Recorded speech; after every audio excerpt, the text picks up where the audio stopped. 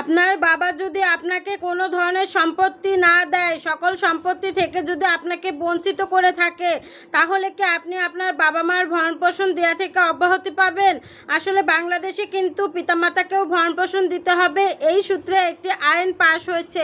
সুতরাং আপনার বাবা মা যদি আপনাকে সকল সম্পত্তি থেকে বঞ্চিত করেও থাকে, তবুও কিন্তু আপনি আপনার বাবা মাকে ভরণপোষণ দিতে বাধ্য।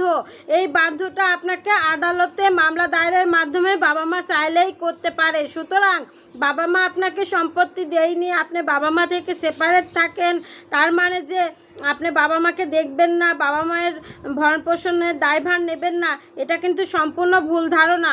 এই ভুল ধারণা থেকে আপনাকে বেরিয়ে আসতে হবে। তারা আপনাকে জন্ম দিয়েছে, তারা আপনার পিতামাতা, এই সূত্রেই তারা আপনার থেকে সম্পত্তি নয়, তারা আপনার থেকে কিন্তু ভরণপোষণ পাবে। ইভেন আপনারা মারা গেলেও কিন্তু আপনাদের সম্পত্তি